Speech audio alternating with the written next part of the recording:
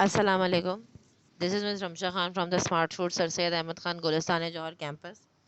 Today my video is related to class 7 top में और subject आपका मैथमेटिक्स का है और जो टॉपिक हम इस वीडियो में डिस्कस करेंगे वो है चैप्टर 7 का फाइनेंशियल अर्थमेटिक। इसके जो रिमेनिंग टॉपिक्स रहते हैं वो हैं इसके जो इस वीडियो में हम डिस्कस करेंगे वो है टैक्सेशन का concept, property tax and general sale tax, concept of simple interest and term related to it, concepts of zakat and usher, and how to solve real life problems related to property tax, general sale tax, simple interest, zakat and usher. Okay, so in last videos we have discussed profit and इस chapter के different topics discuss किए थे, profit loss, profit percentage, loss percentage, selling price, cost price, discount, simple discount and over and successor discount. ठीक है, तो start करते हैं इस वीडियो को। प्रॉपर्टी टैक्स बेसिकली आपका वो टैक्स होता है, people who own property such as house और प्लॉट और land are required by law to pay tax to the government. कि ये ओन प्रॉपर्टी, जिन लोगों का घर अपना खुद का होता है, रेंटेड नहीं होता, ओन होता है, they have to pay the tax to government, so that tax is called basically property tax. So different governments require different property tax to be calculated different rates. Like अगर आपका घर high rise जगह पे है, आपका घर अमीर जगह पे है, जैसे डिफेंस वगैरह में जो एक रिच एरिया है, यहाँ पे बहुत रिच लोग रहते हैं, तो उन लोगों का अलग टैक्स, ज़्यादा टैक्स लगता होगा। जो मिडिल क्लास एरियाज़ होते हैं जैसे गुलशन है, गुलबर्ग है, गुलिस्तान जौहर है, इन चीज़ों इनके इनके ओन हाउसेस पे उनका जो गवर्नमेंट टैक्स लगाती है वो थोड़े इनसे डिफेंस वाले एरिया से थोड़े कम होते होंगे, एंड उससे भी जो लोअर मिडिल क्लास एरियाज़ होते होंगे उसके टैक्स रेट इस मिडिल क्लास एरिया से भी कम होते होंगे। सही है, तो इस तरीके से वेरी करते हैं ये रेट्स। सो एक एग्जांपल देख लेते हैं। आपकी mister Bilal owns a house worth rupees 18 1 crore 88 lakhs if the property no 180 lakhs if the property tax rate 1% का लग रहा है। हमें कैलकुलेट करना है अमाउंट ऑफ प्रॉपर्टी टैक्स कितना पे होगा। सो आप वैल्यू ऑफ प्रॉपर्टी को सिंपल प्रॉपर्टी टैक्स से मल्टीप्लाई कर दोगे, आपके पास प्रॉपर्टी टैक्स आ जाएगा। सही है, सो ये और नेक्स्ट आपका टॉपिक जो है वो है general sale tax. General sale tax basically आपका होता है tax paid by buyer to the seller on the selling price called general sale tax. इसकी एग्जांपल ये आप ले लीजिए, फॉर एग्जांपल जैसे आप इम्तियाज़ जाते होंगे या मेट्रो जाते होंगे, तो वहाँ अपने प्रोडक्ट्स खरीदते हैं, तो उसके पीछे आप देखते हैं कि आपकी जो प्राइस होती है वो कैसे लगी हुई होती है। आपकी प्राइस होती है, उस पर लिखा होता है retail price, that is your mark price. उसकी मार्क प्राइस वो होती है प्लस जीएसटी जो सेल टैक्स होता है, ये उस जर्नल सेल टैक्स की बात कर रहे हैं। जो जैसे सेलर जो होते हैं, जिससे आप बायर जिसे आप कर रहे होते हैं, आप जिसे खरीद रहे होते हैं, उसको आप ये टैक्स पे करते हो। फिर आखिर में जो आपकी टोटल अमाउंट होती है वो आपकी टोटल अमाउंट आप पे करते हो including the general sale tax. तो बेसिकली जनरल सेल टैक्स आपका एक्स्ट्रा टैक्स जो पे करते हैं आप बायर को, जो आपका जिससे आप चीज़ खरीद रहे हो ऑन द सेलिंग प्राइस, ये आपका जनरल सेल टैक्स कहलाता है। ये इसकी एक एग्जांपल देख लेते हैं। Hina buys a laptop for rupees 45,000 and pays 60% general sale tax. What is the amount of the tax? Simple, आप क्या करोगे, प्राइस ऑफ लैपटॉप को 16% से मल्टीप्लाई कर दोगे, आपके पास amount of general sale tax जो आपको टोटल देनी है ये आपके पास आ जाएगी। सही है, ओके। नेक्स्ट टॉपिक जो इस वीडियो का है वो है simple interest. Basically simple interest आपका होता क्या है? Simple interest is the word use for the amount in addition to the principal which the bank pays the depositor. Basically आपका प्रिंसिपल क्या होता है? प्रिंसिपल इज दैट अमाउंट जो आपकी बैंक में रखा हुआ होता है। ठीक है, a person may borrow some money from another person or bank which he repays after some time together with some additional money। ये आपका बेसिकली एडिशनल मनी होता है इंटरेस्ट। जैसे फॉर एग्जांपल आप बैंक में पैसे रखते हो, बैंक में जो पैसे आपके स्टोर्ड पैसे होते हैं, जो आपके डिपॉजिटेड पैसे होते हैं, that is your principal, and the interest is that amount of that money that is addition to the principal। like अगर आप में से आपको पता होगा कि अगर आप बैंक में पैसे डिपॉजिट करते हो, तो अगर आप उनको थोड़े टाइम बाद निकालना चाहो तो आपके आपकी इंटरेस्ट लगा के लाइक सूद समय आगे ज़्यादा अमाउंट आपको मिलते हैं, तो सिंपल इंटरेस्ट आपका एडिशनल अमाउंट होता है and it is that amount addition to the principal paid by the debtor when repaying the money borrowed for. इसकी एक और एग्जांपल ये उन्होंने ये दी है कि फॉर एग्जांपल अगर आपने किसी से मनी बोरो किया है, ठीक है, और अगर जब आप उसको वापस करोगे, अगर आपने उसको 1 साल बाद वापस करना है, तो जितना आपका रेट के हिसाब से लगा होगा तो आप उसको उससे ज़्यादा पैसे पे करोगे, तो वो इंटरेस्ट लगा के आप उस पर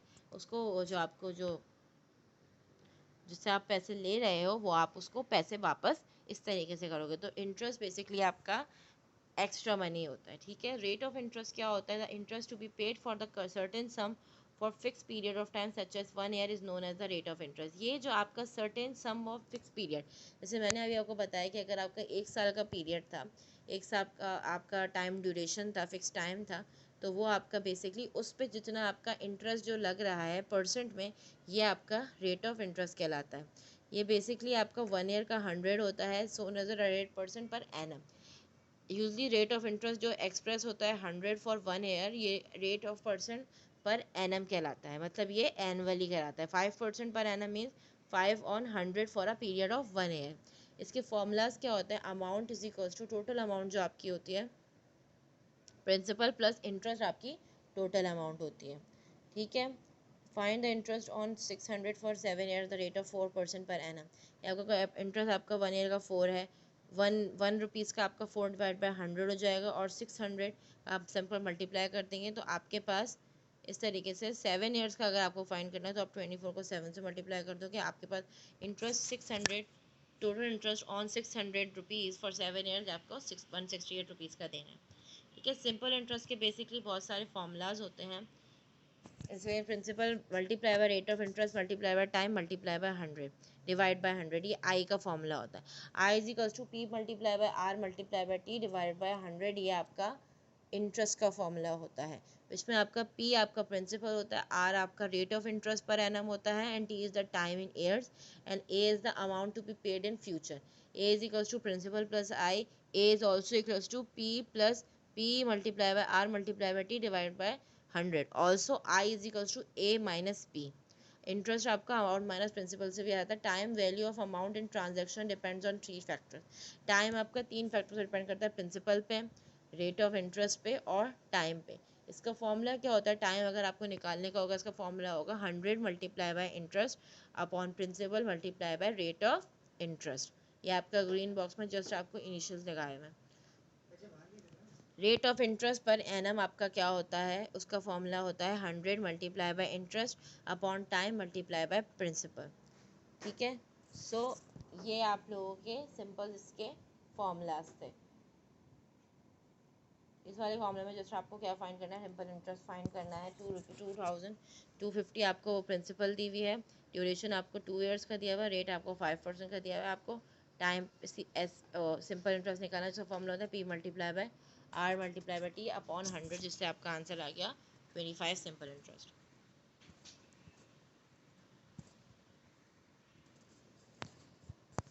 ओके, लास्ट आप लोगों के सेकंड लास्ट टॉपिक है ज़कात। ज़कात बेसिकली क्या होता है? In a socio economic system every Muslim has to pay ज़कात to the poor and needy per P Muslim of society on his or her yearly saving. ज़कात आप पुअर और नीडी मुस्लिम्स ऑफ सोसाइटी को देते हैं, yearly savings पे देते हैं, जो आपकी इन द जो मनी के फॉर्म में भी हो सकता है, गोल्ड, सिल्वर या even animals that has she keeps to earn money. इसमें भी आपके इस अमाउंट में भी आप ज़कात पे कर सकते हो। अमाउंट ऑफ ज़कात आपका कैलकुलेट होता है रेट ऑफ 1/2% और 1/40 of the total yearly salary.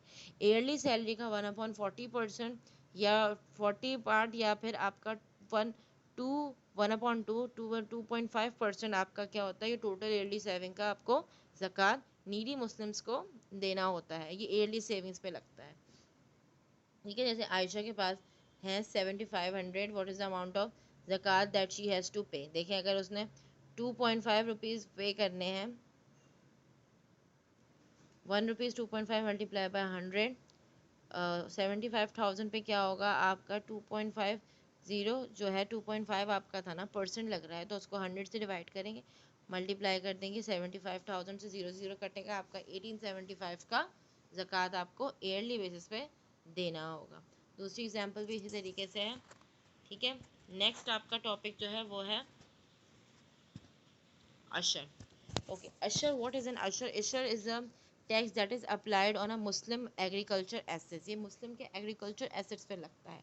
If the land receive water from natural water sources such as, अगर एक लैंड है जो आपका नेचुरल वाटर सोर्सेज से जैसे streams, rivers, underground springs, lakes, इन सब से अगर ये पानी आपके वो पानी आ रहा है एक लैंड पे, तो रेट ऑफ अशर इसका 10% लगेगा of the agriculture output. Agriculture output मतलब कि आपका जो एग्रीकल्चर करने के बाद जो आपका बेसिकली आउटपुट आए, जिससे आपको प्रॉफिट होगा, जो चीज़ जिसको आप बेच के जो खेती बाड़ी करके जो आपका रिजल्ट आखिर में निकलेगा, उसका जो 10% वो आपको अशर देना होगा। और अगर लैंड आपका आर्टिफिशियल मीन से एरीगेटेड है, मतलब कि अगर ट्यूबवेल से ऑर्डर आपका ट्यूबवेल से ऑब्टेंड हुआ है, तो आपका रेट लगेगा अशर का 5%। इसकी एग्जांपल देख लेते हैं। Hamid sells rupees rice harvest for rupees 1,50,000, how much अशर he would pay if the land is naturally aggregated. Natural irrigated है तो मतलब इसका 10% का लगेगा, ठीक है। तो आप simple value of the agriculture output को हम अशर रेट से मल्टीप्लाई कर देंगे, आपका 5% 10% था, आपका 15,000 का अशर जाएगा, ठीक है। सेकंड एग्जांपल है, देख लें। Adnan's farm is irrigated by tube well, if he paid ₹5,500 and अशर on his sugar cane crop last year, how much did his crop sell for? अब अमाउंट ऑफ 5% लगेगी क्योंकि ट्यूब वेल से इरिगेट हुआ है। सिंपल आप क्या करेंगे, 5% of the value of agriculture output 5,500 है, इसको आप सिंपल 1% डिवाइड कर दोगे उससे और मल्टीप्लाई कर दोगे 100 से, ठीक है। फिर आपका आंसर टोटल आ जाएगा। आपकी शुगर केन की जो क्रॉप जो सेल होगी वो आपकी हो जाएगी 1,10,000 में, आपकी जो है क्रॉप सेल हो जाएगी। ओके, इस तरीके से क्लास 7 आप लोगों का ये टॉपिक की एक्सप्लेनेशन, चैप्टर की एक्सप्लेनेशन ख़त्म हो गई है। आई होप आप लोगों को ये वीडियो समझ में आई हो। अगर आप लोगों को कोई भी मसला हो, कुछ भी समझ में नहीं आ रहा हो, तो आप मुझसे गूगल क्लास फिज़िकल क्लास में पूछ सकते हैं। ओके, आई होप ये वीडियो आपके लिए बेनिफिशियल रही हो। ओके, अपना ख्याल रखिएगा। अल्लाह हाफ़िज़।